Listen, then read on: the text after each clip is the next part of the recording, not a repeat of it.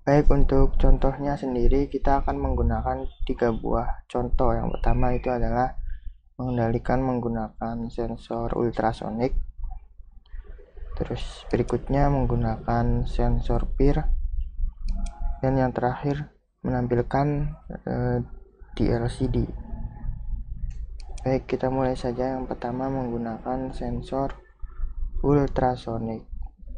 Untuk bagian kodenya sendiri, pertama ada bagian mengimpor library. Di sini menggunakan library servo. Setelah mengimpor, kita tambahkan di library manager, lalu kita ketikkan servo dan kita klik. Nanti akan ada servo library yang terinstall di sini. Setelah library-nya terinstall, kita kembali ke kodenya lagi. Kemudian kita inisialisasi pin sensor ultrasonik dan juga servonya itu. Nah, inisialisasi pinnya sendiri itu sesuai dengan pin mapping yang sudah kita buat. Jadi pin mapping ini merupakan bagian penting dalam membuat atau merancang sebuah program. Setelah inisialisasi pin, kode berikutnya adalah void setup.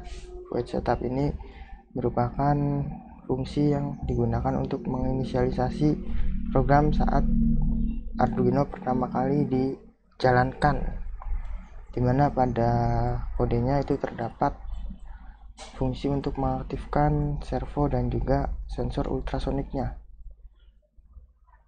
Ini untuk mengaktifkan pin trigger sebagai output dan pin echo sebagai input. Terus ini untuk mengaktifkan pin dari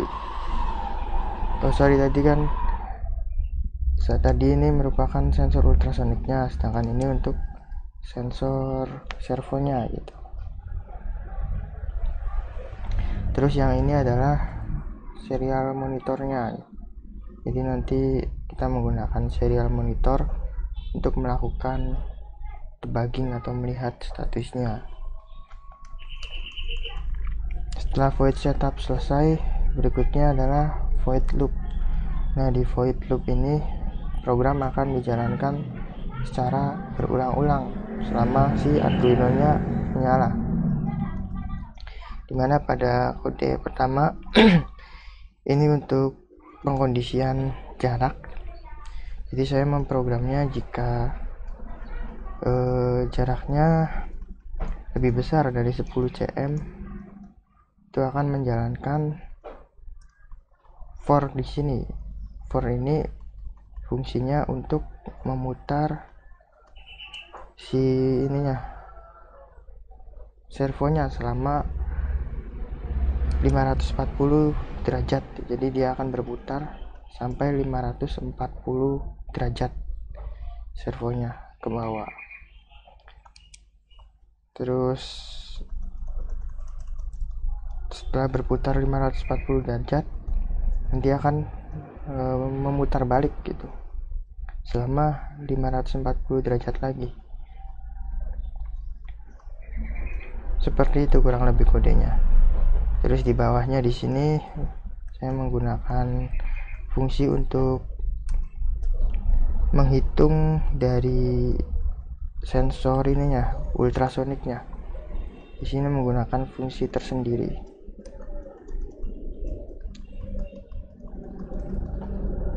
Nah, langsung saja kita jalankan agar lebih mudah dipahami.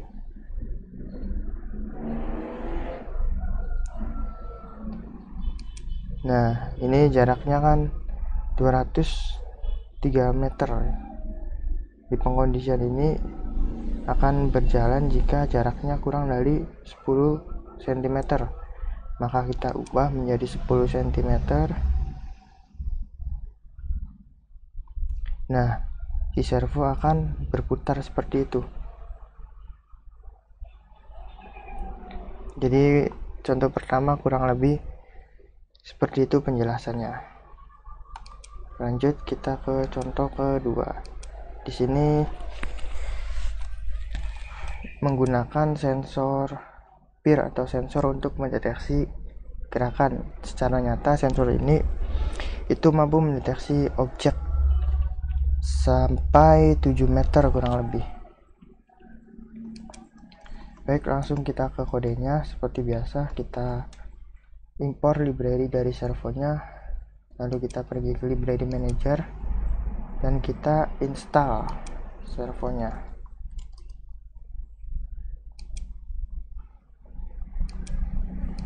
Setelah terinstall, berikutnya sama menginisialisasi pin servonya dan juga pin sensor peer-nya gitu. Seperti pada pin mapping yang ada di Moodle gitu. Nah, ini dia. Servo menggunakan pin 9 dan juga peer-nya menggunakan pin 2. Seperti ini nanti kodenya.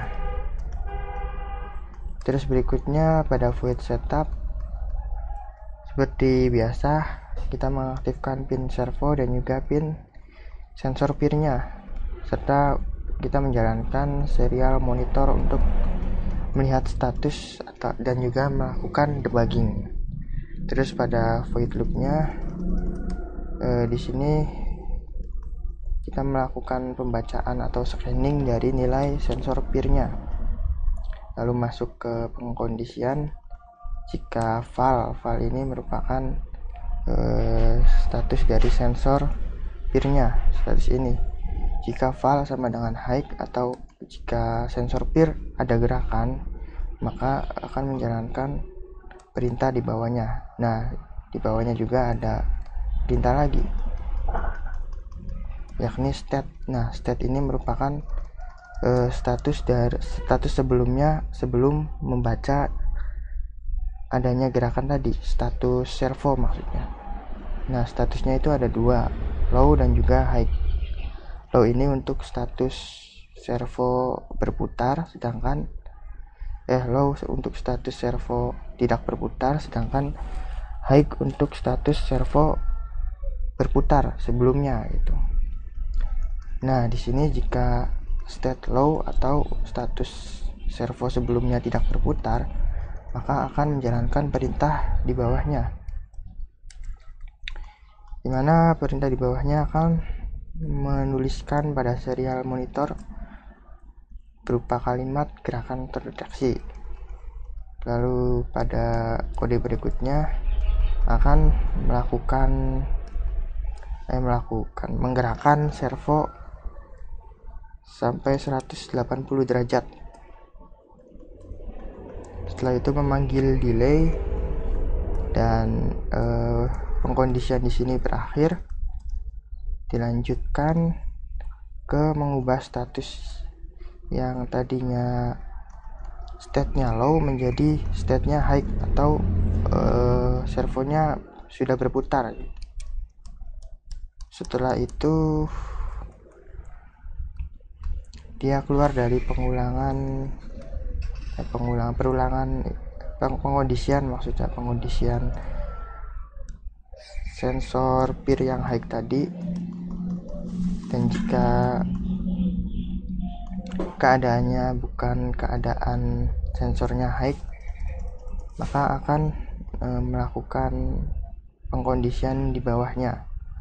Nah, pengkondisian di bawahnya ini itu akan membaca kembali gitu, apakah state atau status dari servonya high atau low gitu. Jika status dari servonya high, maka akan menuliskan kalimat gerakan berhenti, lalu akan memutar balik si servonya dan dan keluar dari pengkondisian, lalu mengubah statusnya menjadi low. Kurang lebih seperti itu. Untuk lebih jelasnya kita coba simulasikan saja. Kita klik run, geser ke bawah, dan kita klik sensor peer-nya, lalu kita simulasikan gerakannya. Kita geser biar lebih jelas. Geser lagi. Kita simulasikan gerakannya. Nah, jika ada gerakan, dia akan memutar servonya lalu memutar kembali. Memutar dulu. Nanti jika gerakannya menghilang akan memutar balik. Jadi kurang lebih seperti itu implementasi dari kodenya. Terus yang terakhir adalah menampilkan status servonya pada LCD gitu. Nah, langsung saja ya kita jelaskan. Di sini ada beberapa library yang perlu kita impor. Yang pertama adalah wire, kemudian liquid crystal, dan juga library dari servonya. Kita masuk ke library manager dan ketikkan dua library ini, karena library yang wire ini sudah ada bawaannya. Terus berikutnya adalah inisialisasi LCD-nya gitu. Karena LCD ini otomatis pinnya, jadi tidak usah mengkonfigurasikan pinnya. Namun untuk mempermudah, seperti biasa kita lihat pada pin mappingnya. Nah, nanti kita cocokkan pada program servonya. Setelah itu pada void loop seperti biasa kita mengaktifkan pin LCD dan juga pin servonya. Di sini untuk mengaktifkan LCD-nya, pin LCD-nya. Terus ini untuk mengaktifkan pin servonya. Lalu pada void loop kode pertama, bagian kode pertama maksudnya ini untuk menampilkan karakter pada baris pertama.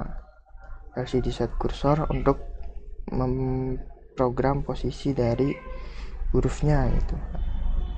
Terus LCD print untuk mencetak hurufnya. Setelah itu nah, baik, pada kode berikutnya ini itu akan menuliskan LCD berputar ke bawah, lalu akan menjalankan perintah memutar servonya gitu. Dan pada kode berikutnya lagi akan menuliskan LCD berputar balik 180, lalu akan menjalankan perintah memutarkan servo balik maksudnya. Untuk lebih jelasnya kita langsung saja jalankan programnya. Nah, seperti ini. Nanti ini akan berputar ke bawah, kemudian akan berputar balik, dan servonya juga akan berputar balik. Kurang lebih seperti itu.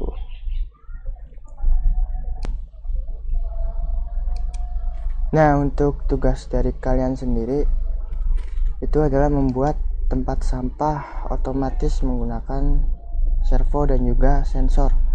Sensornya itu bisa pilih salah satu antara sensor PIR atau sensor ultrasonic gitu.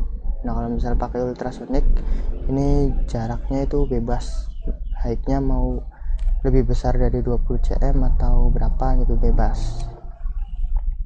Serta LCD gitu, jadi ada 3 buah modul LCD, sensor, dan juga servo.